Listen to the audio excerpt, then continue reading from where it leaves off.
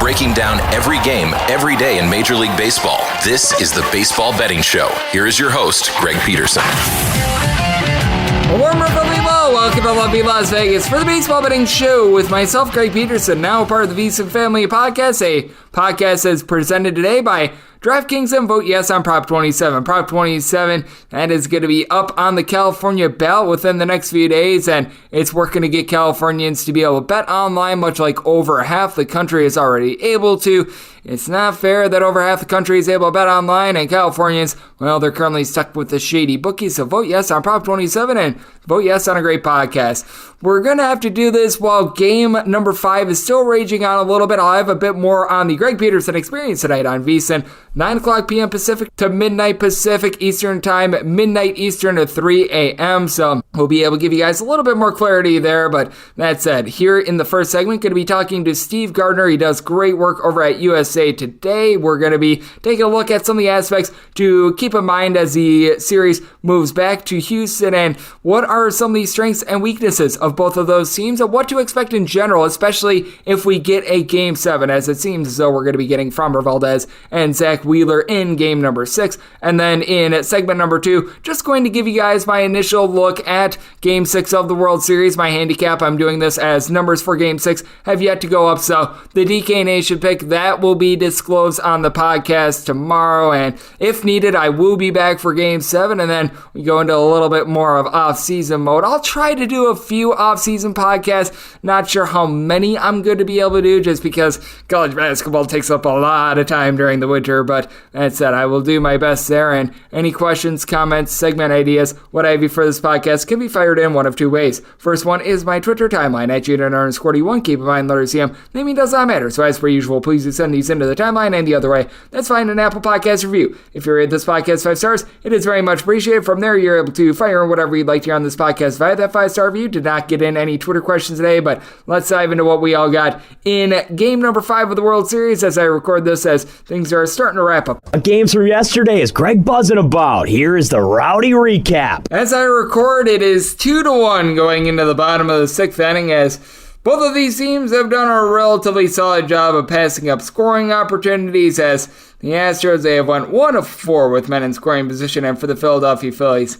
against Justin Verlander, 0 of 7 with men in scoring position. They didn't get a bad start out of Noah Syndergaard for the Phillies. They got 3 innings, he gave up 2 runs, and one of the runs they gave up was a solo home run in the top of the 4th, which I would argue that he should not have been out there for that. Jeremy Pena was able to crank out the deep bomb for Justin Verlander. Gives up just 1 run. I would argue that he did not look very sharp in his 5 innings, though. He walked 4. Hector Neris is going to be relieving him from there. He gave up a leadoff home run to Kyle Schwarber. From there, the Phillies were able to get men on base, but they weren't able to capitalize, and credit where credit is due for the Phillies, as they've been able to get 2 scoreless innings out of Connor Brogdon, 5 punch-outs along the way, and the Phillies, they got 10 strikeouts in the first 6 innings against an Astros team that they strike out about 7.5 times per contest. Jose Alvarado got into a little bit of danger in the 6th inning, but he was able to wiggle his way out of it. And on the Greg Peterson experience, I'll be able to have a little bit more for you, but with the way that the timing works, not able to give you a full recap, but what I am able to give you is what we're going to be seeing in Houston, as Steve Gardner, he does amazing work over there at USA Today. He's joining me right now on the podcast. I know that he does a lot in terms of the fantasy side of things,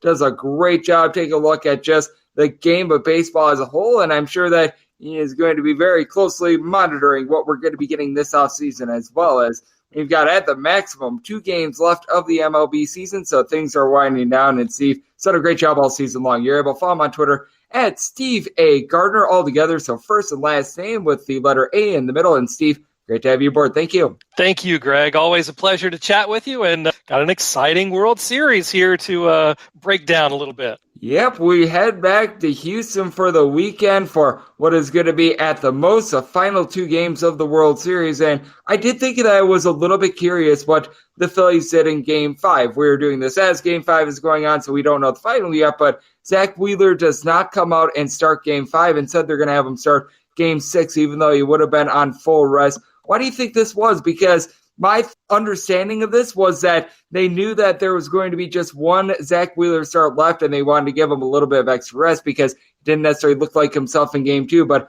I did think that was a curious move because we've always seen the numbers as to how teams do when they're up 3-2 versus down 3-2, and putting out their North or Syndergaard, once again, not knowing how it goes, but a little bit of a roll of the dice. It is, but then again, it's a long season, and these guys have been in it. The innings in the postseason especially are high stress, high leverage innings, even from the beginning of the game. And Wheeler, his velocity was down in game 2 to the point where, you were wondering if maybe that arm fatigue, that dead arm period or whatever, might be something that he was dealing with. They only let him throw 69 pitches in 5 innings, and he gave up 5 runs, 4 of them earned, and a home run to Alex Bregman. So he was not the Zach Wheeler that we saw earlier in the playoffs by any stretch of the imagination.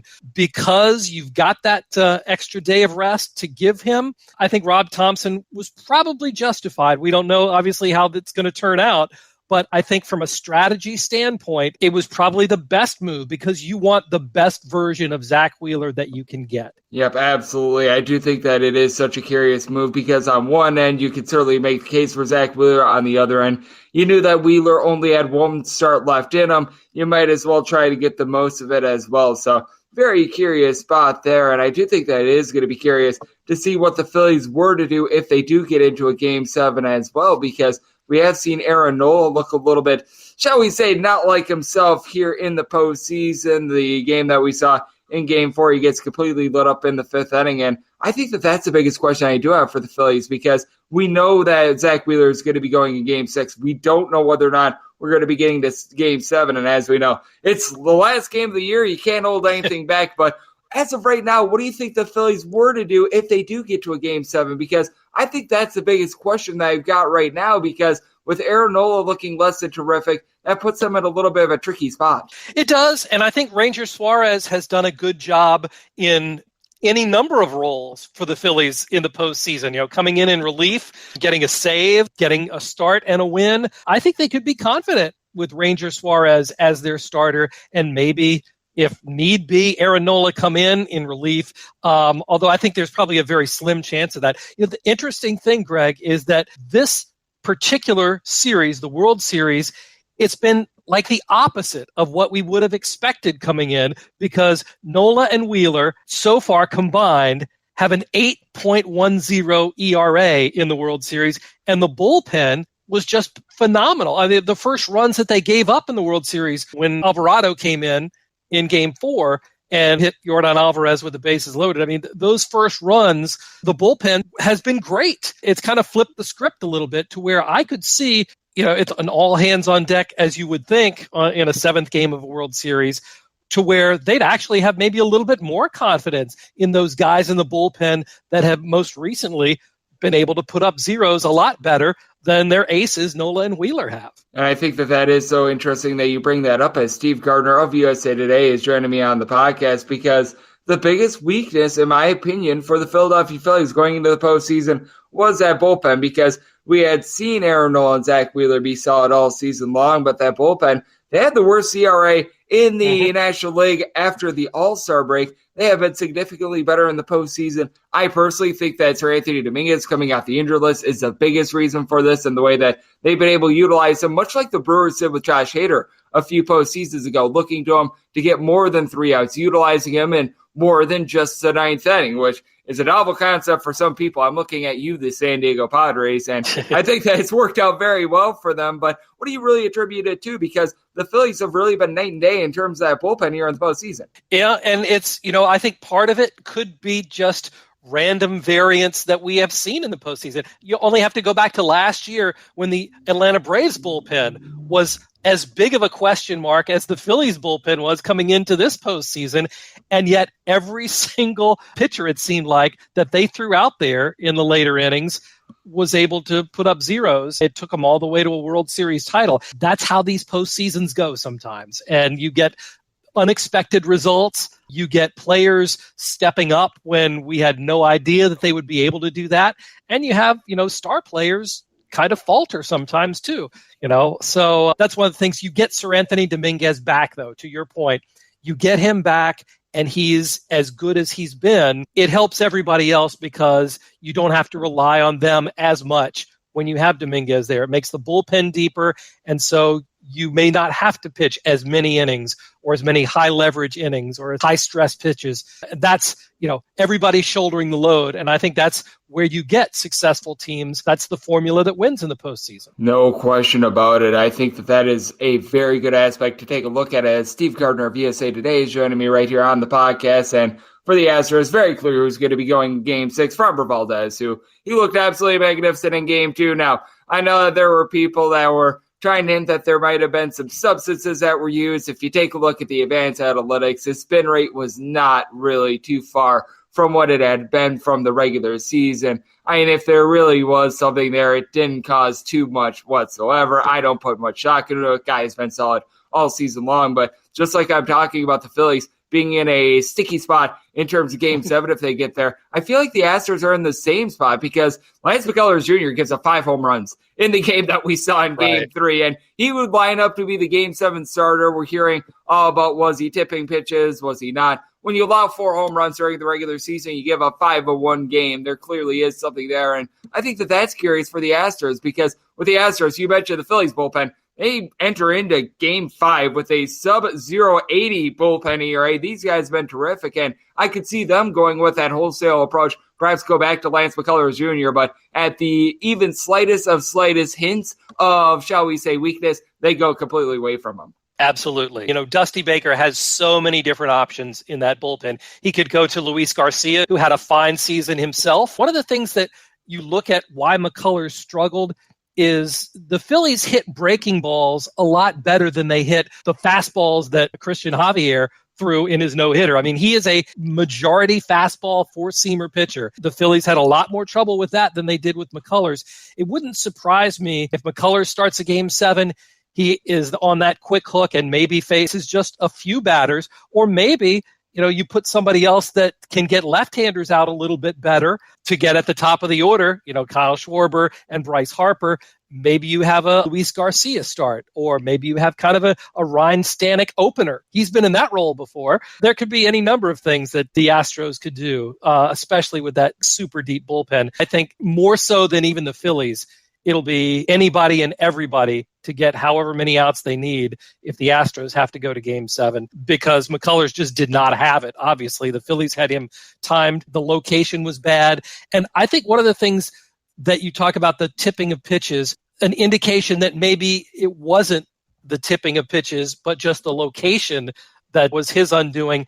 They hit several different types of pitches for home runs. I mean, Harper hit a knuckle curve, and Bohm hit a different pitch. I think it was a sinker or something like that. They just had his number. I know that, that will mess with his confidence perhaps. And Dusty Baker knows that having had that experience earlier on in the series, McCullers may not have it in Game 7, and he'll know this time to not leave him in so long. Yeah, that was clearly a ordeal where I feel like if the game hadn't gotten so far away from the Astros, they'd probably pull him a little bit earlier, but that was not great to say the least for them. And we've seen everyone else for the Houston Astros, really, other than just Verlander, who we don't know how Game 5 went, but other than just Verlander, everyone else has been a rock solid for the Astros. So that's going to be fascinating for them. And then I think the other question that I do have with the Houston Astros is, what are they going to be able to get out of the top of the lineup? Because the one thing that I've noticed with this series is that it's been the exact opposite with these lineups. For the bottom of the fold, guys like Alec Bohm, Brandon Marche were able to go deep off of Lance McCullers Jr., but all postseason long, they have not gotten it done.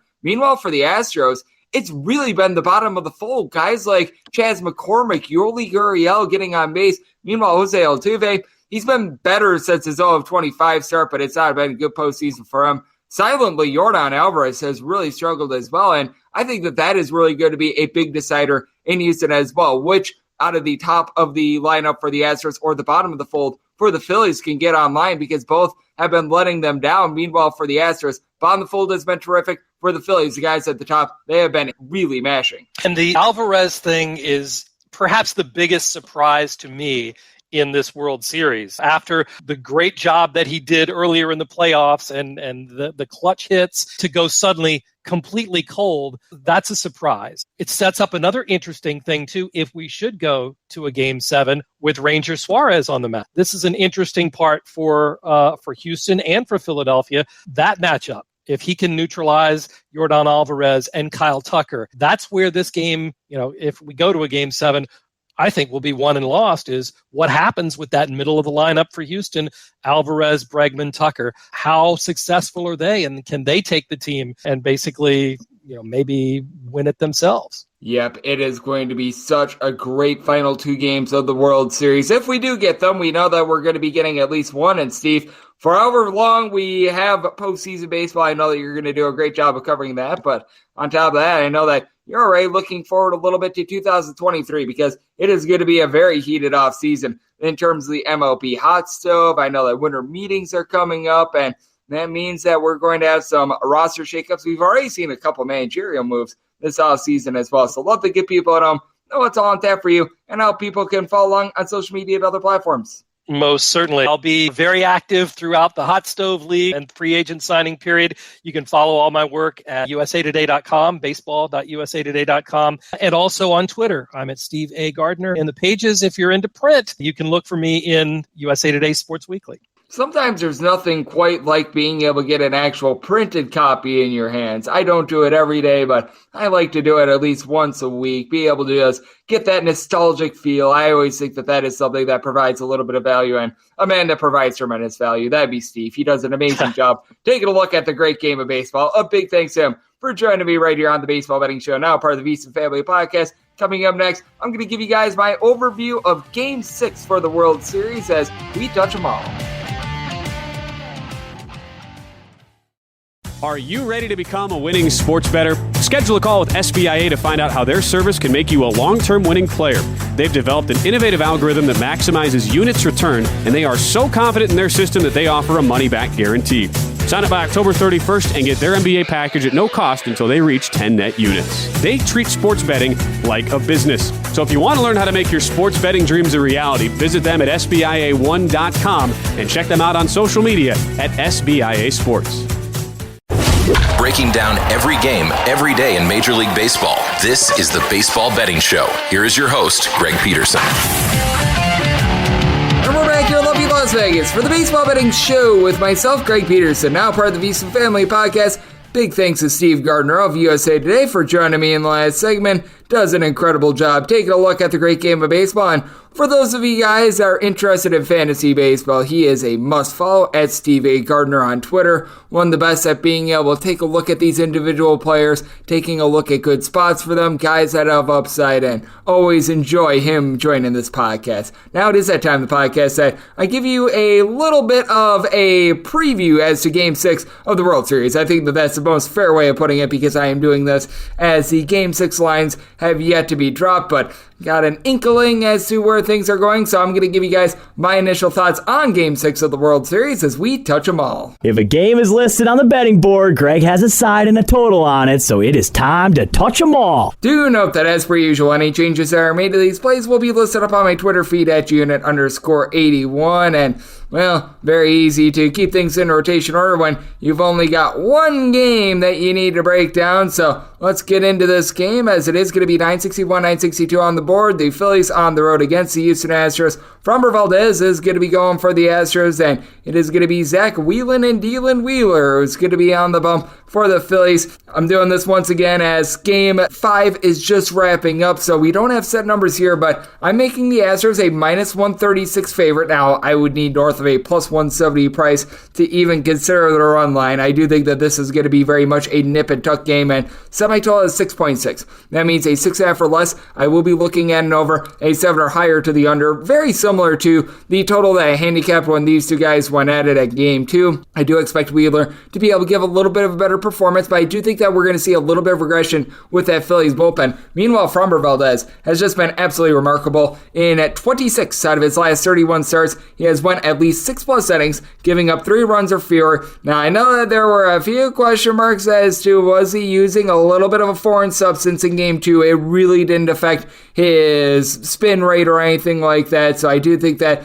was maybe trying to make a little bit of something out of that, but I do think that the Astros set themselves up with a good shot to be able to either close this thing out or get a Game 7, as like I said, I'm doing this as Game 5 is raging on. But that said, with the Houston Astros, just such an incredible bullpen. They entered into Game 5 of the World Series with a sub-0.80 bullpen ERA, and the guy in the bullpen that currently has the highest ERA for the team, Hector Neris, at a 2.08. I mean, it's just absolutely incredible. You're going to have Rafael Montero, Brian Abreu, Ryan Presley, all these guys available in that bullpen. And for the Philadelphia Phillies, Sir Anthony Dominguez, he has been the Swiss Army knife guy for this team. So if you do see Wheeler get into a little bit of trouble early, that'll be able to help them out. And for Wheeler, I do think that the extra rest, it is going to be able to help him out. He clearly was not himself in game number 2, as we were talking about with Steve. He gave up 5 runs, 4 of which were earned. He had given up a grand total of 5 runs in his first 4 starts of the postseason. I do think that we're going to see the Wheeler that we were seeing a little bit earlier in the postseason. He had 3 walks in his first 4 starts. He had 3 walks